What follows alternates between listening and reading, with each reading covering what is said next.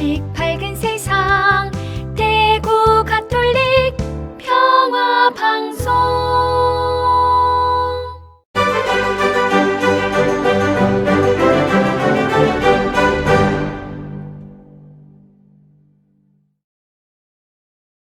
안녕하십니까. 평화방송 애청자 여러분, 저는 12월 한 달 동안 여러분을 방송을 통해 만나게 될 대구 가톨릭대학교의 박용욱 미카엘 신부입니다. 제가 12월 동안 말씀드릴 주제는 크게 세상 속의 교회라는 제목을 가지고 있는데요. 주로 이런 말씀을 드리려고 합니다. 첫째로 오늘 세상 속의 교회라는 제목으로 드릴 말씀은 오늘날 교회의 모습과 신앙생활의 모습이 어떠한가, 이런 것들을 좀 그려보고요. 그 다음 주에는 사회적 갈등, 교회 내적인 갈등 속에서 신앙을 어떻게 받아들이고 가꾸어야 할 것인지를 말씀드려 보고자 합니다. 교회도 사람이 모인 곳이고 또 이 교회가 사람 사는 세상 가운데 있기 때문에 당연히 내적으로 외적으로 여러 가지 갈등을 겪게 되지요. 그 갈등 속에서 우리 신앙의 자리는 어디여야 될까, 이런 얘기를 좀 드리려고 합니다. 세 번째 주에는 갈등을 극복하는 과정에서 교회가 교회의 모습을 보여주게 되는 여러 중요한 대목들이 있습니다. 그래서 그런 면들을 소개시켜 드리고 오늘날 우리 교회가 그런 화해를 이끌어내기 위해서 어떤 일을 할 수 있을 것인가, 이런 문제를 말씀드리려고 합니다. 네 번째 주, 마지막 주에는 교회가 무엇이고 또 내 신앙과 어떤 관계를 가지고 있는지, 그리고 나는 그 교회 안에서 무엇을 할 수 있는지 함께 고민해 보고자 합니다. 그런데 이런 말씀을 드리는데 제가 동원하는 방법이랄까요? 쓰는 방법들은 이런 것들입니다. 첫째로 종교사회학적 접근이라고 이름을 붙였는데요. 교회는 사회 안에서 여러 가지 역할들을 해왔고 또 하고 있습니다. 교육도 있고요.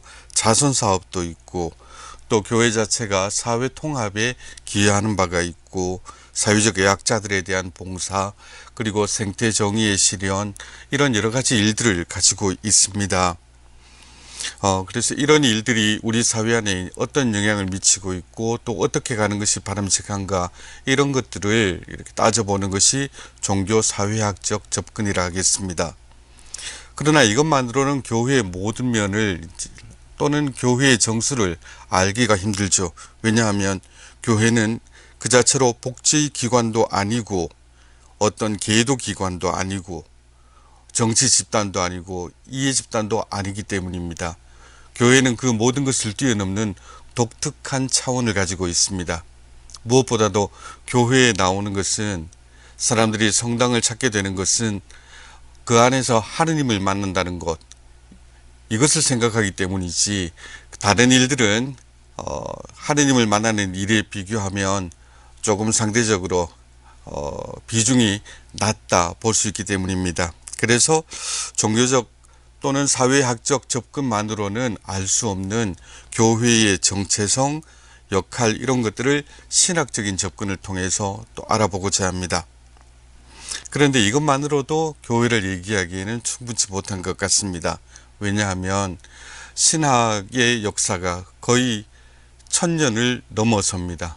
실제로 신학적 저술들이 나온 것은 예수님께서 승천하시고 난 다음부터 곧 저작들이 나오기 시작을 했으니까 거의 2000년에 가깝고요. 서양의 근대적인 대학들이 시작되는 것이 11세기로 이렇게 본다면 거의 신학의 역사, 대학 안에서 연구된 신학의 역사도 900년, 1000년을 헤아리기 때문에 이미 신학 자체가 굉장히 전문적인 그런 분야가 되어 있습니다.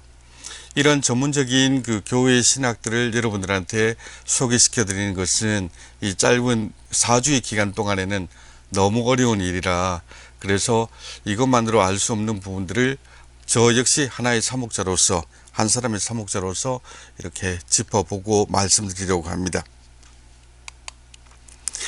그런데 왜 교회를 굳이 제목으로 달고 나왔는가, 이것을 먼저 물어볼 만합니다. 왜냐하면 교회라는 주제는 사실 우리에게 그다지 흥미롭지 않은 주제일 수 있기 때문이죠. 어떤 면에서 교회에 대해서 얘기한다는 것은 국가에 대해서 또는 정치에 대해서 얘기하는 것과 비슷한 일이라 생각을 하는데요. 우리가 국가에 대해서 얘기할 때 보통 이런 특징들이 있습니다. 첫째로 국가 또는 정치 이런 문제들은 내 삶에 굉장히 큰 영향을 끼치는 중요한 문제임이 분명합니다. 정책이 어떻게 바뀌는지 또는 법령이 어떻게 나오는지 이런 것에 따라서 우리 삶이 많이 바뀝니다. 그리고 우리나라 국가의 그 정체성 또는 역할들이 세계 속에서 어떻게 인정받는지에 따라서 우리 일상의 많은 부분이 또 바뀌어 가기도 하죠. 그만큼 중요한 문제인 것은 맞습니다. 그렇기 때문에 둘째로 국가에 대해서 얘기할 때 많은 사람들이 거침없이 자기 의견들을 피력을 합니다. 때로는 굉장히 거칠게 표현되기도 하지요. 나라가 이러다가 망조다, 이러다가 뭐 큰일 난다부터 해서 여러 가지 얘기들이 이제 옵니다. 그런데 그렇게 중요한 얘기라고 생각을 하고 또 많은 분들이 나라에 대해서, 나라 일에 대해서 얘기를 하지만 셋째 특징 이런 게 있죠.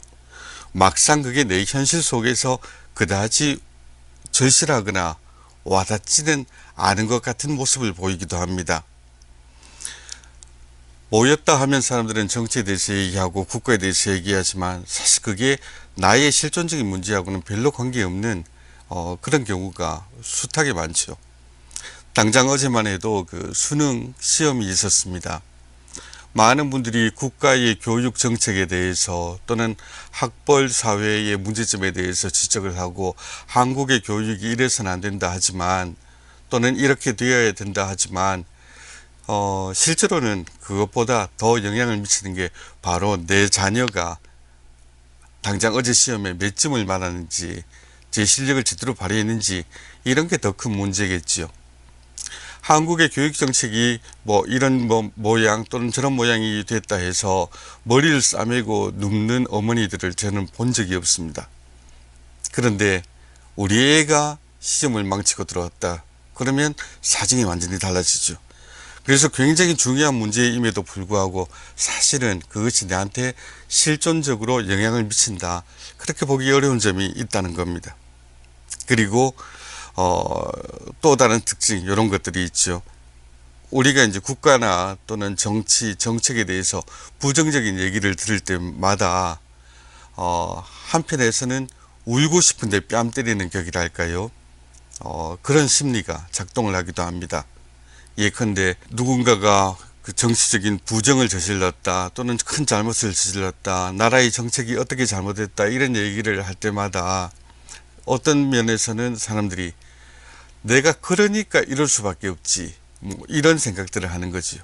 나라가 이러니 나도 양심을 벗어나서 이런 일을 할 수밖에 없다. 또는 누군가 큰 잘못을 했는데도 벌을 받지 않는다면 그러니까 나도 이런 작은 잘못 정도는 해도 된다.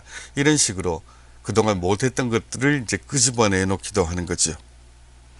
이렇게 얘기를 하다 보니까 국가에 대해서 정치에 대해서 많은 사람들이 얘기를 해도 제일 중요한 특징 요게 생기지 않겠나 싶습니다. 결론적으로 내가 할 일은 별로 없다 하는 거예요. 중요한 일이긴 하지만 내 일은 아니다 하는 그런 생각들이 자리 잡게 된다는 겁니다. 교회에 대해서 이야기할 때도 마찬가지 특징들이 적용이 되는 것 같습니다.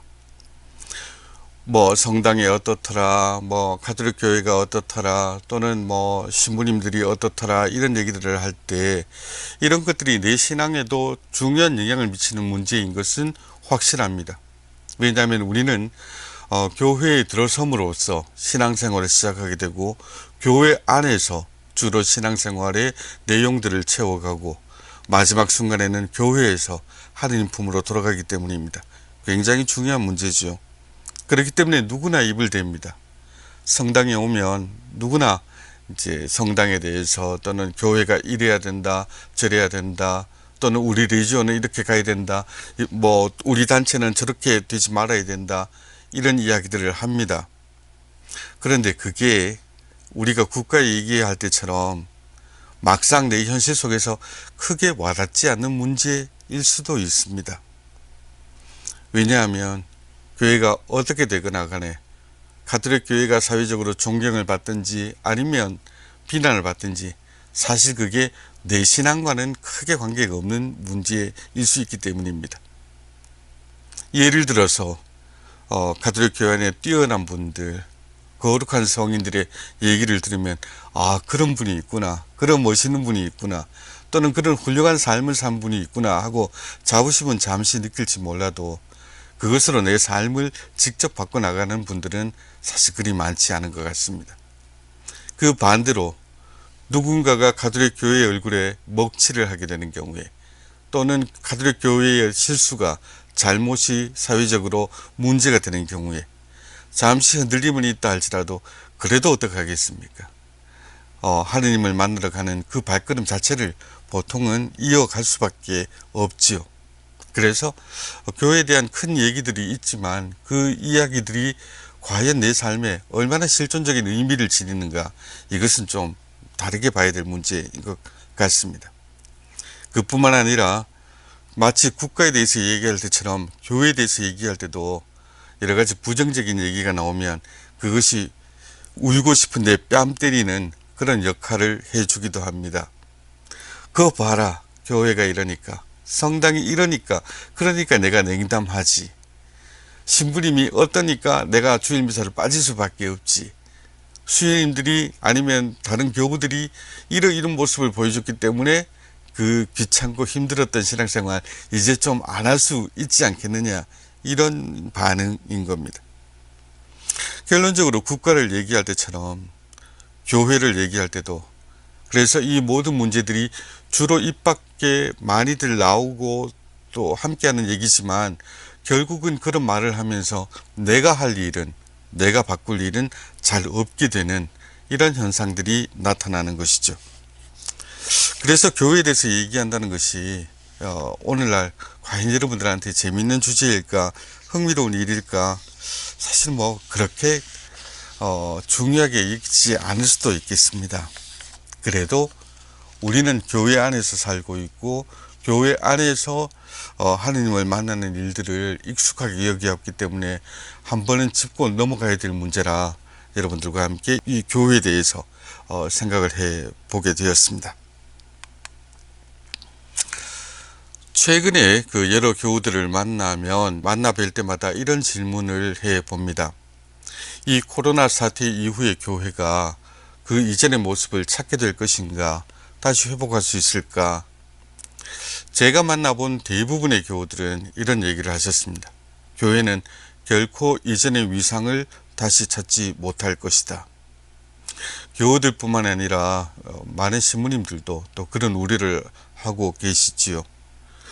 예전에 성당을 채웠던 그 많은 교우들, 또는 잘 움직여갔던 여러 가지 기관들, 주일학교들, 이런 것들이 예전의 위상을 찾기는 대단히 어려울 것이다 보는 것이 중론인 것 같습니다.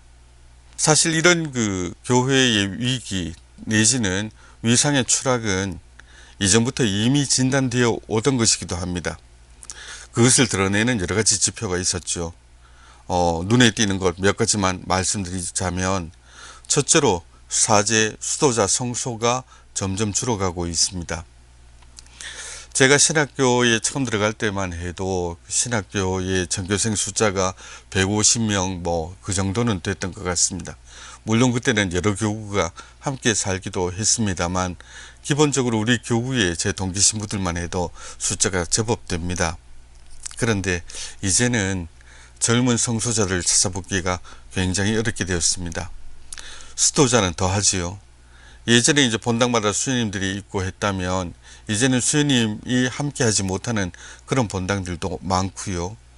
그 수녀님들도 대개 연세가 꽤나 든 분들인 경우가 또 많습니다. 그만큼 젊은 성소자가 줄어가고 있다는 겁니다. 둘째로 이제 평균 연령이 굉장히 상승하고 있습니다. 반대로 얘기하자면 청년 인구가 감소해서 성당에서 청년을 보기가 대단히 어려워지는 이런 징후들이 나타나고 있다는 것인데요. 청년이 이탈한다는 것은 또 다른 면에서 신앙 교육이 무너지고 있다는 것을 드러내는 반증이라 생각을 합니다. 예전처럼 얘야 성당 가라, 주임사한테 가야지, 이게 잘 안 통합니다.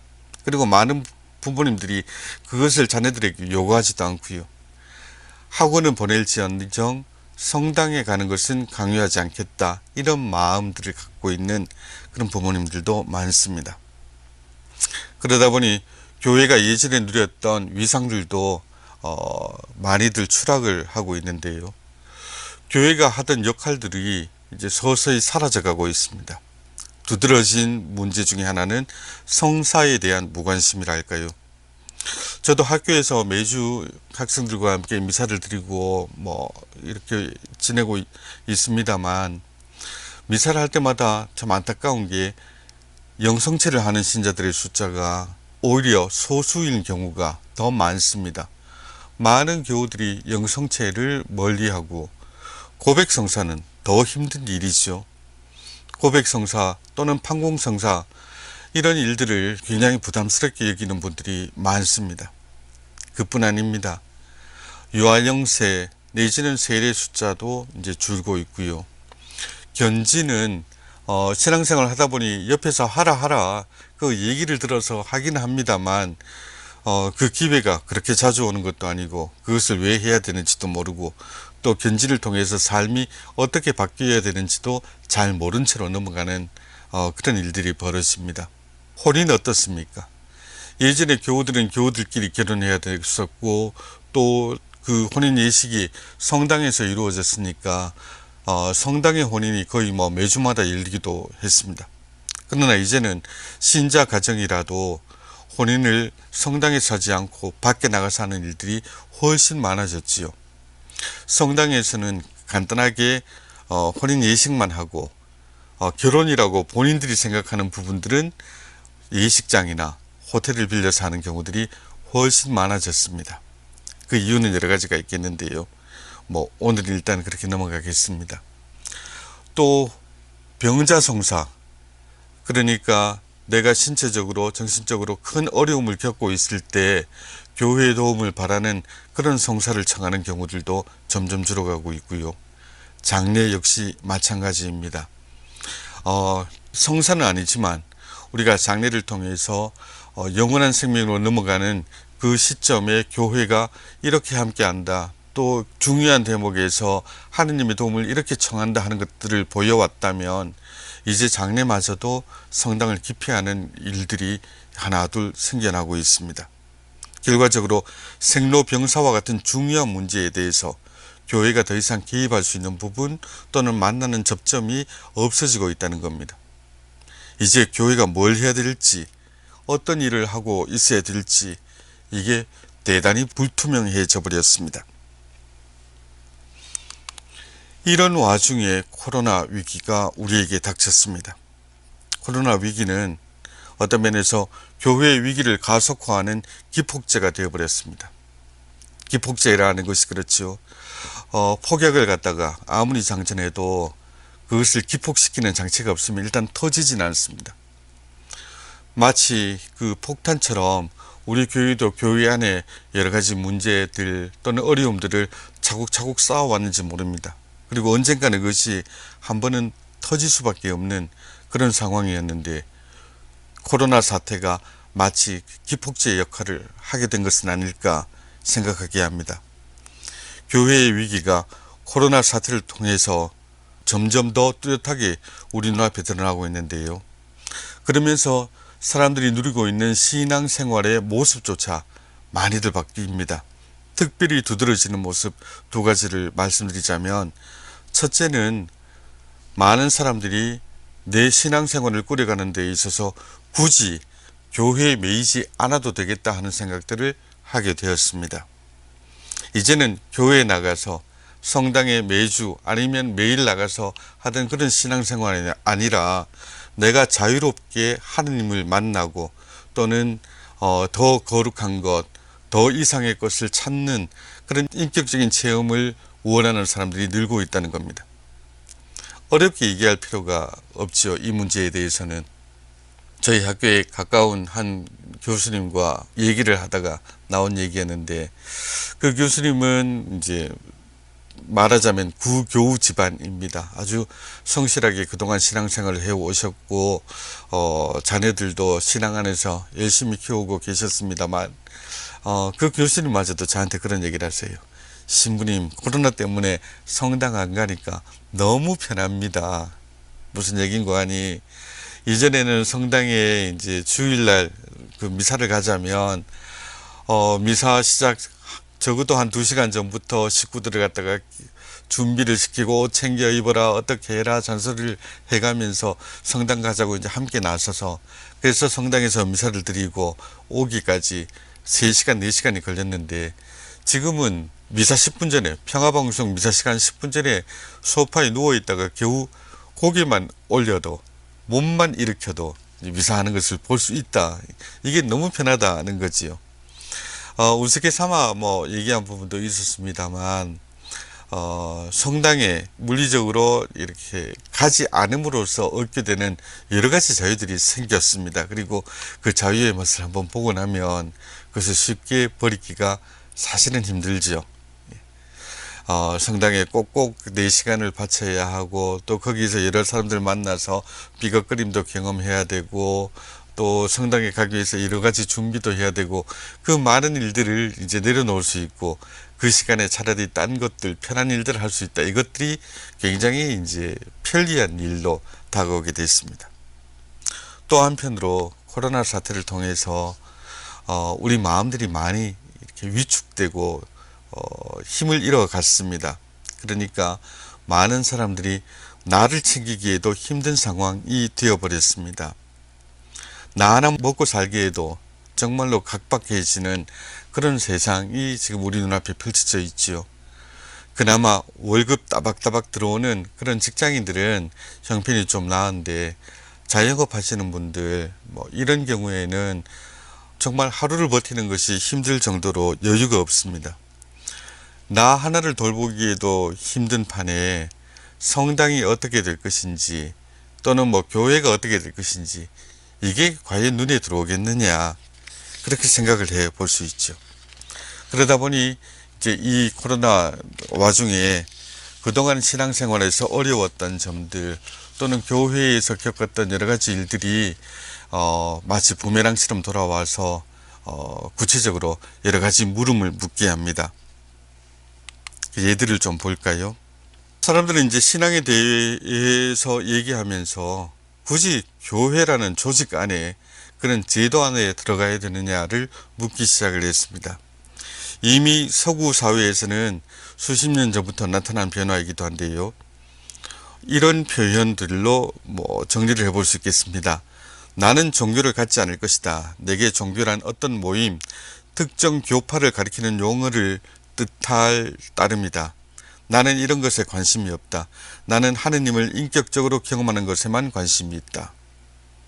그래서 성당에 가도 굳이 하느님을 만나는 체험, 이것보다 더 많은 것을 사람들 사이의 갈등이라든가 단체 안에서 일어나는 여러 가지 일들을 처리하느라 이렇게 참 힘을 뺏기기 때문에, 차라리 그거보다는 자유롭게 하느님을 만나는 다른 일들을 찾아가겠다 하는 이런 움직임들이 나타나는 것이죠.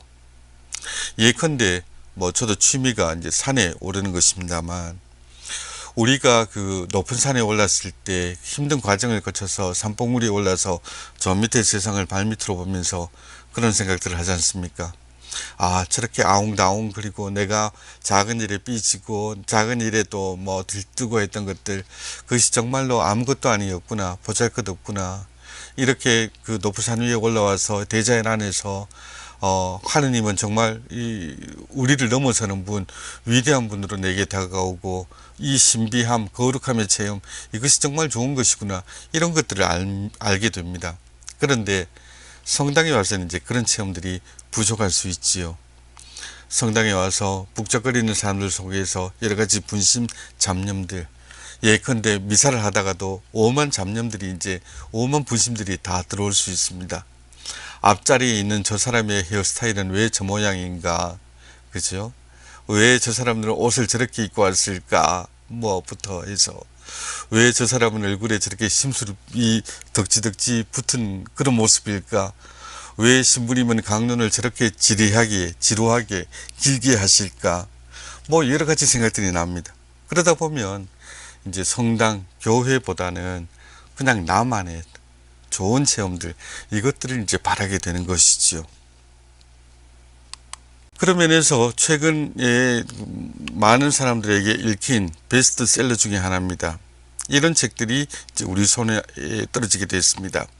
책의 제목이 종교 없는 삶입니다. 펄 주커만이라는 유태계 미국인의 책인데요. 이 책의 부제로 불안으로부터 나는 자유로워졌다, 이런 말이 적혀 있습니다. 이러면서 이 책의 내용들을 살펴보면 1장에 신을 믿지 않으면 도덕적인 사람이 될 수 없는 걸까, 2장 종교에서 멀어지면 좋은 사회에서도 멀어질까, 3장 종교 없는 사람들이 늘어나는 이유는 무엇일까, 4장 종교 없는 부모들은 아이를 어떻게 키울까, 5장 무신론자를 위한 공동체가 가능할까, 이런 얘기를 하고 있는데요. 무슨 불안으로부터 내가 자유로워졌다고 저자가 얘기하는가 하면, 종교가 없다면 이런 일들을 다 할 수 없을 줄 알았는데 막상 종교 없이 살아보니까 종교 없어도 도덕적으로 살 수가 있었고, 종교가 없는 사회가 오히려 더 좋은 모습이 될 수도 있었고, 종교 없는 사람들이 늘어날 수밖에 없는 수많은 이유도 있고, 또 종교 없는 부모라 해서 아이들을 키우는 게 비도덕적이거나 또는 가치관 교육이 전혀 안 되는 그런 것도 아니었고, 그래서 그런 불안들을 다 지우고 종교 없이도 너무 편안하게 살 수 있었다, 이런 얘기를 적고 있는 겁니다. 이렇게 교회 없는 또는 종교 없는 신앙생활을 추구하는 사람들이 늘어나니까 그동안 우리가 갖고 있던 문제들도 같이 드러나게 되지요. 한때는 다녔지만 지금은 다니지 않는다는 냉담자의 수가 이제 교회 안에 절대 다수를 차지하게 됐습니다. 신앙인으로서 성당에 가는 것이 정상이 아니라 신앙인으로서 성당에 가지 않은 사람이 더 많은 숫자, 그러니까 다수를 차지하는, 다른 말로 그것이 정상으로 보이는 그런 현상이 일어나고 있는 것입니다. 그 이유는 뭐 여러 가지가 있겠죠. 첫째로 이제 성당에서 만나는 비틀린 인간관계들. 성당에서는 천사들만 이렇게 만날 수 있으면 좋겠는데 그게 그렇지는 않지 않습니까? 그러다 보니 성당 안에서 만나는 여러 가지 이제 관계들이 나를 힘들게 합니다. 어떤 분들은 사목자와 불화를 일으키기도 합니다. 뭐 신부님들과 뭐 붙들고 싸운다, 꼭 이런 일이 아니라도 여러 가지 면으로 이제 신부님들이나 또는 뭐 본당에서 만나게 되는 수도자들로부터 상처를 받게 되는 경우들도 있죠. 또 어떤 경우에는 너무 많은 일에 지쳐서 신앙생활 자체가 어려워지기도 합니다. 신앙인들 사이에서 봉사자의 숫자가 점점 줄어가니까 봉사자가 한번 잘못 걸렸다 하면, 뭐 제가 감히 걸렸다라는 표현을 씁니다만, 걸렸다 하면 그 사람에게 일이 둘, 셋 자꾸 이제 늘어납니다. 그러니까 주일 미사를 가는 발걸음도 결코 기쁘지 않습니다. 우리가 어떤 수도원을 이제 한 번씩 찾아가게 된다, 뭐 이럴 때는 사실 마음가짐이 그렇습니다. 이번 달에 어느 성지에 한번 가봐야지, 어느 수도원에 한번 가봐야지, 이럴 때는 사람들이 갖고 있는 기대는 내가 일상으로부터 벗어나서 삶을 조금 다르게도 한번 보고 거기 가서 오늘은 어떤 하느님 체험을 할 수 있을까, 하느님을 어떻게 만날 수 있을까, 이걸 생각합니다. 그런데 요즘 이제 본당에서 여러 가지 역할들을 맡으신 분들은 성당에 가는 발걸음이 꼭 그렇게 기쁠 수만은 없게 되지요. 어떻게 오늘 하느님을 만날까를 걱정하기보다 오늘 그 행사는 어떻게 치러내야 되지, 그 일을 해야 되는데 누구는 안 온다 하고, 그러면 그 자리를 또 누가 메워야 되나, 나도 바쁜데 이 일을 어떻게 감당해야 되지, 이런 걱정 속에 성당에 왔다가 다시 집으로 돌아가는 이런 일이 반복되는 것이죠. 그리고 결정적으로 내 삶에 심각한 문제가 생겼을 때, 그러니까 내가 우울하거나 아니면 가족 누군가를 하느님께 먼저 보내거나 아니면 직장에서 내가 자리를 잃게 되거나 하는 이런 큰일이 있을 때 막상 성당에서 어떤 도움을 받기가 사실은 많이 힘듭니다. 정말로 우울해서 막다른 골목에 갇힌 것 같을 때 그때 여러분들 어떻습니까? 쉽게 신부님 찾아가서 신부님 저 너무 우울한데 어떻게 하면 좋을까요? 이런 얘기를 할 수 있을까요? 아마도 그 일이 대부분의 교우들에게는 쉽게 느껴지지 않을 것입니다. 사별이나 해고 같은 경우에도 어떻습니까? 사별의 경우에는 병자성사나 장례미사를 통해서 신부님을 만날 수 있다 하지만 그마저도 자유롭고 되게 편하게 느껴지는 것은 아닐 것이고요. 내가 직장을 잃었다. 이런 경우에는 성당에 가기가 오히려 더 힘들어집니다. 저도 어릴 때부터 성당에서 이제 쭉 성장을 해 왔지만 여태까지 본 게 그랬습니다. 어릴 때 같이 세례를 받고 초정성체를 했던 친구들이 성당에서 어떤 식으로 떨어져 나가는지를 이제 저도 보지 않습니까? 처음에 중학교에서 고등학교를 갈 때 인문계 고등학교냐 실업계 고등학교냐 이렇게 갈리니까 거기서 인문계 고등학교에 진학하지 않은 친구들은 성당에서 왠지 소외되고 떨어져 나갑니다. 대학 갈 무렵 되니까 대학에 간 친구들은 성당에 남고 대학에 입시에 실패한 친구들은 또 떨어져 나갑니다. 그 다음에 살다 보니까 친구들 가운데도 결혼을 했다가 또 이혼을 하게 되는 경우가 있는데요. 그러면 또 떨어져 나갑니다. 그러니까 내 인생에서 정말 힘들고 벅찰 일이 발생했을 때 그때 하느님께 와서 기대고 거기서 힘을 얻는 것이 아니라 내가 실패를 했다고 생각하는 순간 오히려 하느님으로부터 멀어져 버리고 성당에 더 이상 발을 디디지 못하는 그런 일들이 생긴다는 것이죠. 또 어떤 분들은 이런 어려움들을 이야기합니다. 성당에서만 얻을 수 있는 게 뭔지 모르겠다는 것. 교회는 뭔가 좀 다를 줄 알았는데 별 수 없더라. 성당도 마찬가지더라. 이런 얘기들을 이제 듣기도 하고 실제로 목격하기도 합니다.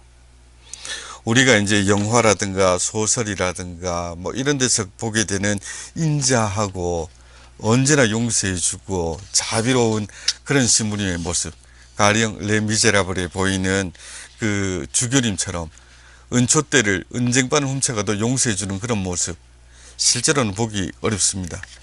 성당 사제관에 은초대가 있는 성당을 제가 본 적도 없습니다만 성당에서라고 해서 그 인간관계에 비틀림이 없는 것도 아니고 또 보기 싫은 모습을 안 볼 수 있는 것도 아니고 그러다 보니 성당에서만 얻을 수 있는 게 뭔지 모르겠다 이런 얘기들을 합니다. 오히려 사람들이 모이니까 안 보고 싶은 모습들, 안 듣고 싶은 얘기를 더 보기도 하죠. 그게 오죽 심하면 우리 교황님께서도 이런 말씀을 하셨어요. 2014년도에 당신 어떤 연설 중에서 미사 강론 중에서 하신 말씀인데 우리 주님께 또 청합시다. 시기심으로 본당의 공동체의 형제 자매들을 같은 동네 이웃 사람을 죽음에 넘기지 않는 은총을 주님께 청합시다. 그렇죠? 성당 안에서 시기하고 질투하고 미워하고 그래서 말을 퍼뜨리고 그 말을 옮기고 이런 과정에서 참으로 많은 사람들이 상처를 입습니다. 그게 오죽 심하면 교황님이 제발 그것 좀 하지 말자고 얘기를 하시겠습니까? 그뿐 아니라 하느님에 대한 체험 또한 성당에서만 일어나는 게 아니었다는 점을 미리 말씀드렸기 때문에 도대체 성당에 내가 왜 가야 되는지, 왜 교회 생활을 해야 되는지 의문을 갖게 된 것입니다. 또 한편으로 성당에서 보게 되는 시대에 뒤떨어진 모습들, 이것들이 우리 신앙의 걸림돌이 되기도 합니다. 성당에서 하는 일 보면 참 답답할 때가 많지요. 세상은 이렇게 바뀌어가고 있고 또 점점 더 효율적으로 또 그 도덕적인 기준도 점점 올라가고 있습니다. 예전에는 쉽게 하던 일들을 이제 사람들이 조심하게 되고 꺼리게 되고 이런 일들도 많아졌습니다. 그런데 그 변화에 성당은 차마 이렇게 미처 따라가지 못하는 그런 모습들을 보이기도 합니다. 성당에서 이러면 좋지 않겠습니까? 우리 일을 이렇게 하는 게 더 낫지 않겠습니까? 라고 건의하면 많은 경우에 이런 대답을 듣게 되죠. 당신 일 아니까 간섭하지 말아라. 우리는 이렇게 해왔다. 이게 관행이다. 이게 관습이다. 라는 것들. 그러니까 예전에 그런 관례가 있었느냐, 뭐 작년에는 어떻게 했느냐, 늘 이런 것들이 기준으로 제시되지 새롭게 뭔가를 해보자는 게 참 안 먹히는 곳이 이제 교회이기도 합니다. 그러니까 성당에 오시는 많은 분들이 교회의 미래에 대해서, 현실에 대해서 얘기할 때 마치 벽에 부딪히는 그런 느낌을 받게 되죠. 당신이 조용히 성당에 다니는 게 낫다. 그렇게 입을 댈 거고 풍파를 일으킬 것 같으면 신앙생활을 혼자 하는 게 더 낫겠다. 이런 따가운 소리를 받게도 됩니다. 그러니까 성당 다니려면 아무 말도 하지 말라는 것이고, 우리 교회는 나름대로 최선을 다하고 있으니 그저 꼬박꼬박 헌금을 집어넣으면 될 뿐이다.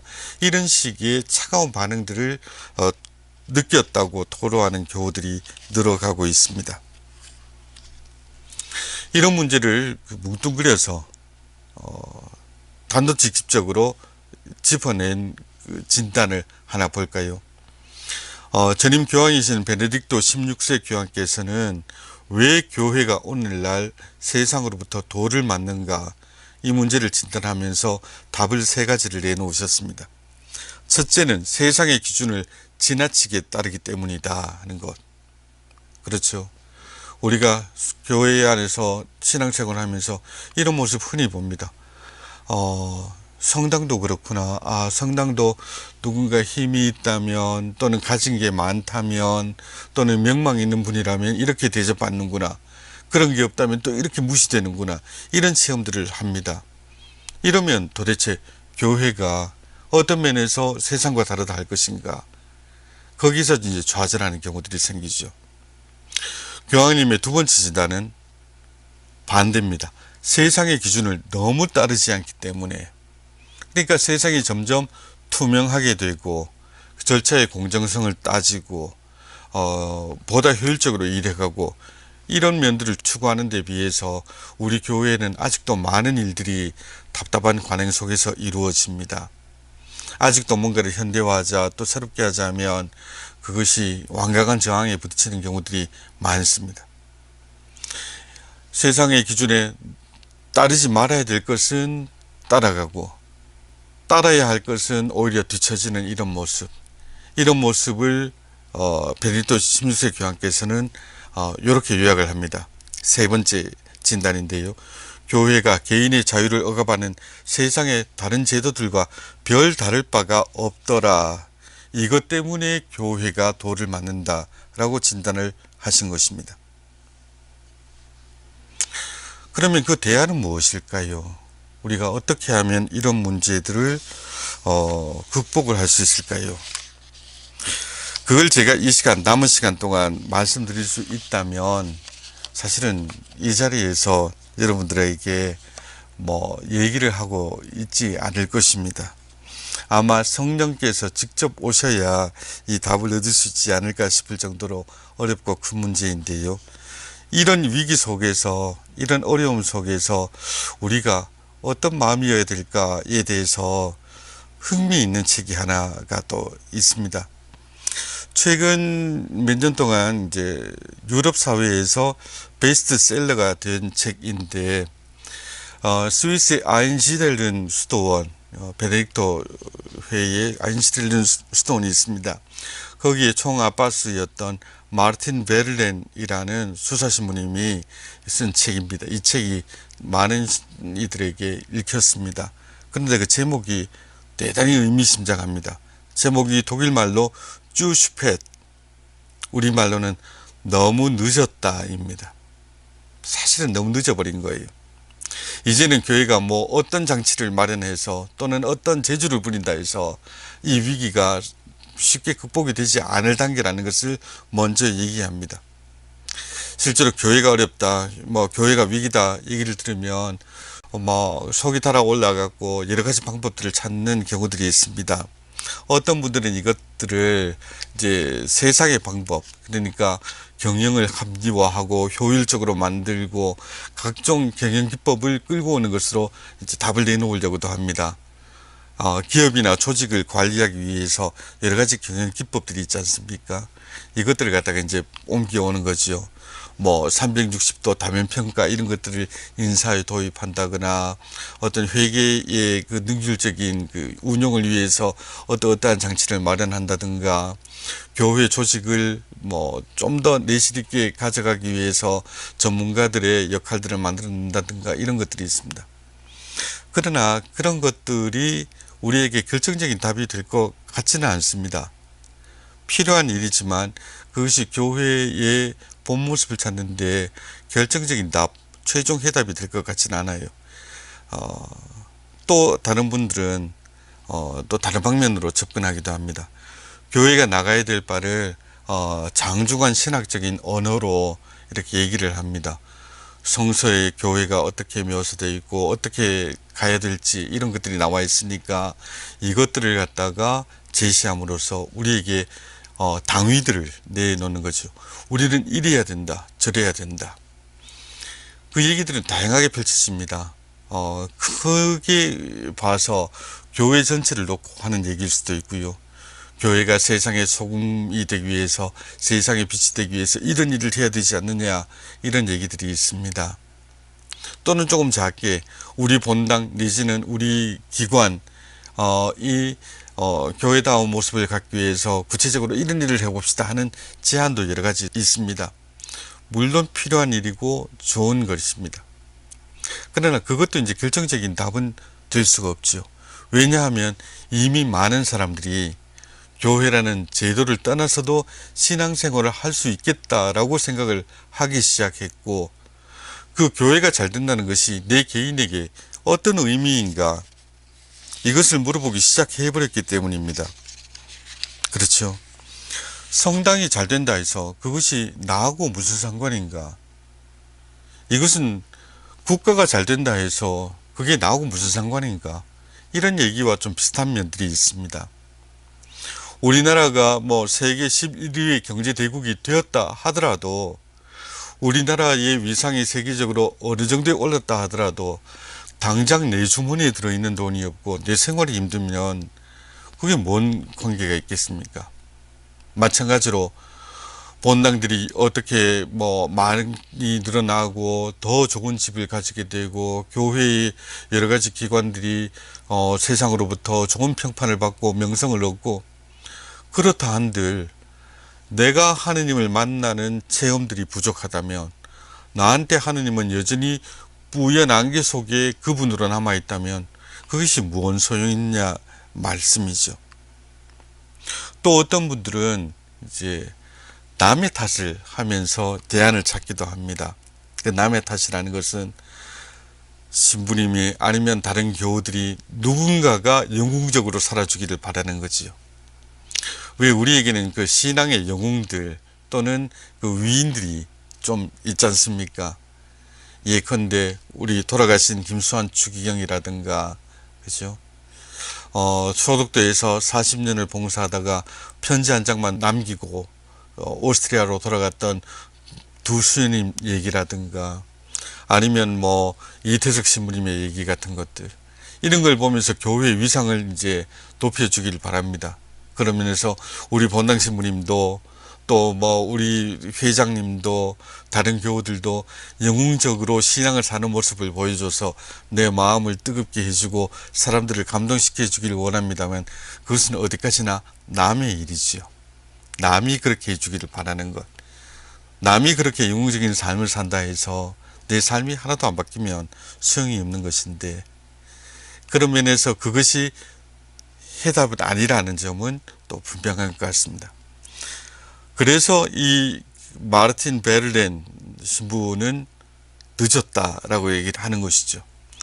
이제 여러 가지 방법을 통해 갖고 교회가 과거의 위상을 찾는다, 교회의 영향력을 다시금 회복한다, 또는 뭐 조직이 활성화되고 북적거리는 일이 일어난다, 이미 이런 것들을 하기는 쭈슈펫 늦었다라고 얘기를 합니다.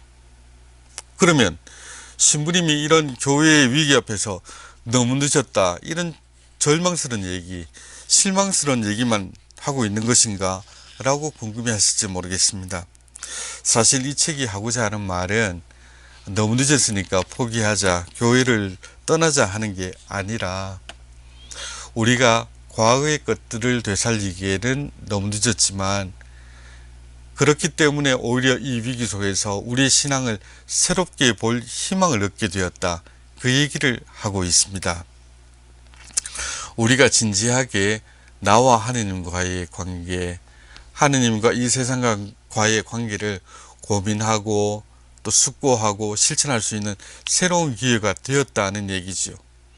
그러니까 성당이 잘 된다 해서, 교회가 더 높이 올라간다 해서 그것이 내 신앙을 대신할 수 없는 것이었는데, 이제 외적인 것들 또는 기구, 조직의 모습이 변화함에 따라서 이제는 보다 깊이 있게 신앙에 대해 묻게 되었다는 것입니다. 그리고 그 안에서 우리가 하느님을 새롭게 만날 수 있다, 이런 얘기를 하고 있는 것이죠.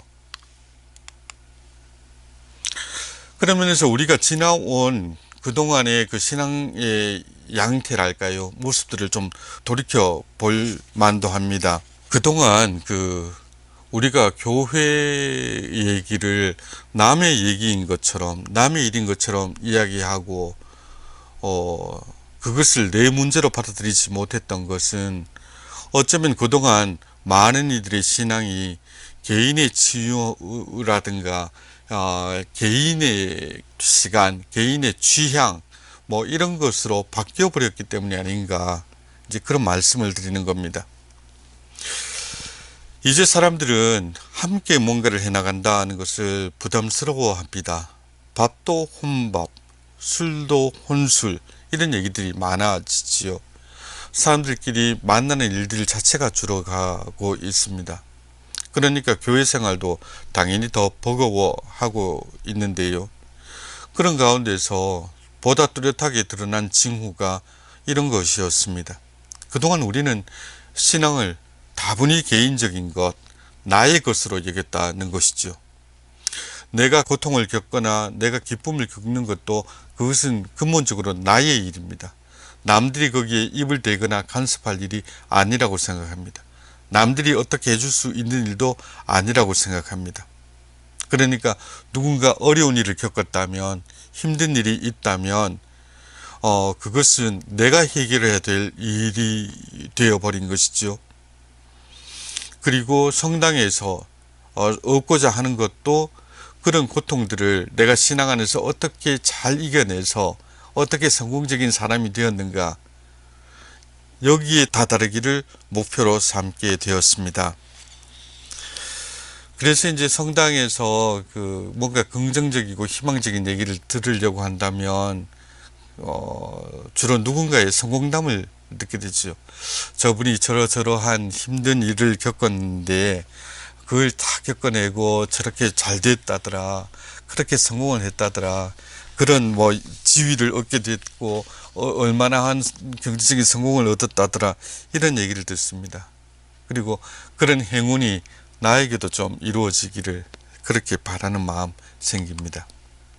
그러니까 오늘날의 영성 또는 신앙이라는 것은 나한테 뭐를 줄 것인가, 이 점에 기준을 두고 봐야 될 대상이 되어버린 것입니다. 이제 사람들은 굳이 가톨릭 교회가 아니라도 딴 데서라도 뭔가를 얻고자 합니다. 성당에서 축축 늘어지는 옛날 성가 듣는 것보다 다른 명상 음악을 들으면서 자기 내면을 가꾸는 게 더 좋다고 생각하는 그런 사람들이 많아졌습니다. 나하고 전혀 관계도 없는 여러 사람들을 만나면서 그 안에 치이는 것보다, 교회 안에서 그 인간관계 안에서 부딪히고 아픔을 겪는 것보다는 차라리 비슷한 생각을 갖고 있고 공통의 취미를 갖고 있는 사람들끼리 만나서 서로 힘을 주고 격려하고 위로하는 게 더 낫다고 여깁니다. 그런 면에서 종교를 선택한다, 신앙을 선택한다는 관점이 생깁니다. 나한테 이 신앙생활 또는 이 교회 생활이 도움이 된다면 기꺼이 하겠지만, 그게 아니라면 나는 더 나은 것을 찾아서 떠나가겠다는 마음입니다. 그래서 현대사회의 많은 영성운동은 영성을 수행함으로써 나한테 그것이 어떤 기능을 해주게 될 것인가, 어떤 도움을 줄 것인가에 주목을 합니다. 그래서 내가 무엇을 믿고 어떤 대상을 신앙의 대상으로 고백하느냐, 그 문제보다는 나의 웰빙과 건강에 얼마나 도움을 주는가에 따라서 종교 또는 신앙생활의 양태를 바꾸게 되는 것이죠. 그리고 그 자기 자신과의 관계에 배타적으로 집중하게 됩니다. 남들이 어떻게 되는가는 크게 문제가 아닙니다. 내가 그 신앙생활을 통해서 또는 그 교회생활을 통해서 무엇을 얻게 되는가, 그게 중요한 것입니다. 그리고 그 안에서 얼마나 적은 힘을 들이고, 대단히 경제적인 관점이죠.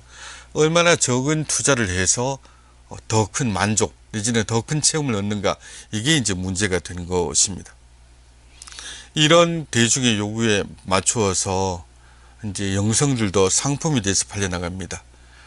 사람들이 식상해 할 만하면 또 다른 베스트셀러 작가가 나오고 또 유명 강사가 등장을 해서 이런 영성이 있다, 이런 기도 방법이 있다, 그러고 내놓습니다. 그러면 그것을 따라서 우리는 이런 영성을 맛보고 또 저런 기도를 체험해보고 또 다른 강좌를 들으면서 내 입맛대로 나에게 도움되는 것을 고르게 되죠. 그렇게 최소한의 노력으로 최대한의 자기 만족감을 얻기 위한 노력을 이어갑니다. 그런 가운데서 교회의 영성 자체가 이렇게 변질이 돼 버리는 것 같습니다. 이른바 상승과 하강의 이데올로기라고 이름을 붙였는데요. 성당에서 이렇게 칭송받는 분들을 보면 대충 이런 공통점이 있습니다.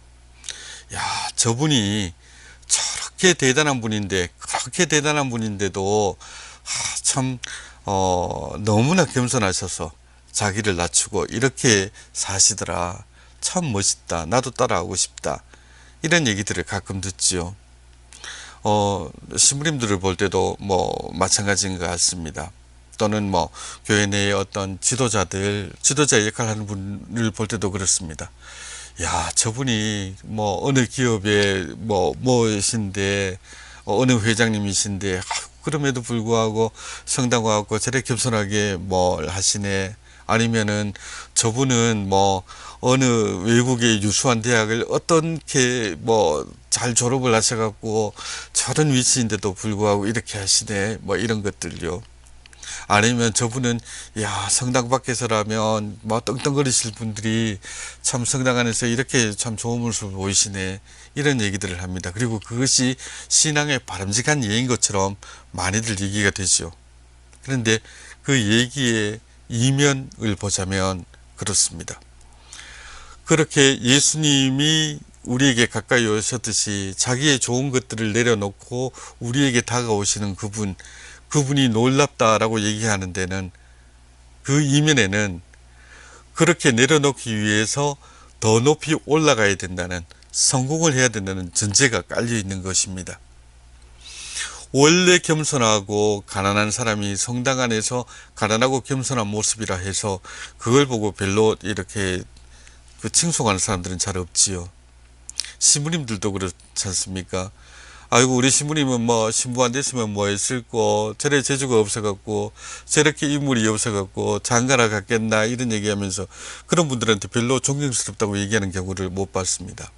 그런데 아이고, 우리 신부님은 어느 뭐 해서 무슨 뭐 박사님이시고, 아이고, 저분은 밖에 나가셨으면 크게 성공할 사업가를 하셨어도 크게 성공할 뿐이고, 그런데 저분이 참 저 초라한 그 옷을 입고 저렇게 성당 마당을 쓸고 있는 걸 보니 얼마나 대단한 모습이냐, 보통 이렇게 얘기를 합니다. 그러니까 은연중에 밑바닥에 깔려 있는 게 이런 생각이 있는 겁니다. 잘난 사람이 내려오는 것은 좋은 일이지만 겸손한 모습 그 자체가 사실 별로 중요하지는 않았다는 것이죠. 이렇게 성당 생활 내지는 신앙생활 하면서 우리 밑바닥에 깔려있는 성공지향의 가치관들, 이거 한번 생각해 볼 만한 일이 아닌가 싶습니다. 그러니까 이 성공지향의 교회 간에 부합하려면 이제 성당은 가난하고 힘든 사람들의 장소여서는 사실은 곤란하다. 이런 결론을 얻게 됩니다.